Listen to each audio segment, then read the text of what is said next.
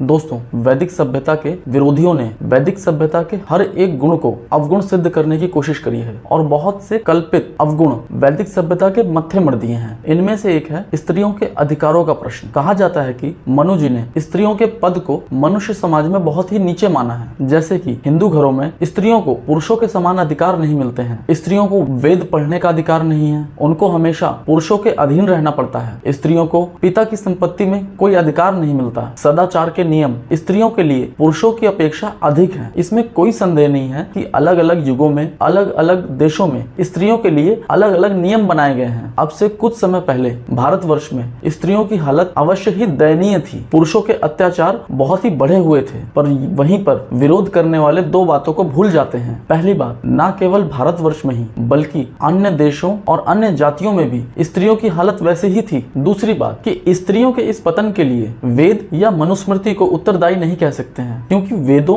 और मनुस्मृति में तो स्त्रियों की पदवी बहुत ऊंची बताई गई है। चलिए आइए देखते हैं कैसे। मनुस्मृति का ये श्लोक हमसे कहता है कि जहां स्त्रियों का मान होता है वहां देवों का निवास होता है, और जहां स्त्रियों का मान नहीं होता वहां के सब कार्यों में असफलता प्राप्त होती है। वहीं मनुस्मृति के इस श्लोक का अर्थ है, जो पिता, भाई, पति, देवर, पुत्र आदि अपना कल्याण चाहते हैं, उनको चाहिए कि स्त्रियों का सम्मान करें और उनको विभूषित करें। मनुस्मृति का ये श्लोक कहता है कि जिस कुल में स्त्रियों को कष्ट दिया जाता है वह कुल शीघ्र ही नष्ट हो जाता है, जहां स्त्रियों को कष्ट नहीं होता वह कुल अवश्य ही वृद्धि करता है। मनुस्मृति का ही ये चौथा श्लोक हमें बतलाता है कि लोक में पुत्र के लड़के और पुत्री के लड़के में कोई भेद नहीं है, अर्थात पोते को नवासे के बराबर बताया गया है। दोस्तों, इन श्लोकों में तो स्त्रियों को नीचा समझा जाना या उनको दयनीय और शूद्र समझे जाने की कहीं गंध भी नहीं आती है। पर एक श्लोक और है जिसका अर्थ कुछ गलत तरीके से लिया जा सकता है। इस श्लोक का अर्थ है कि स्त्री के बाल्यावस्था में पिता उसकी रक्षा करता है, यौवनावस्था में पति और बुढ़ापे में पुत्र उसकी रक्षा करते हैं। स्त्री कभी भी स्वतंत्रता के योग्य नहीं है। परंतु दोस्तों, अवगुण बताने वाले लोग ये भूल जाते हैं कि स्त्री जाति को रक्षा की कितनी आवश्यकता है। स्त्री को रक्षक या बॉडीगार्ड चाहिए जो उसको आपत्तियों से बचाता रहे। आजकल जिन सभ्य देशों की दुहाई दी जाती है वहां भी स्त्रियों की सुरक्षा के लिए विशेष सामाजिक नियम है।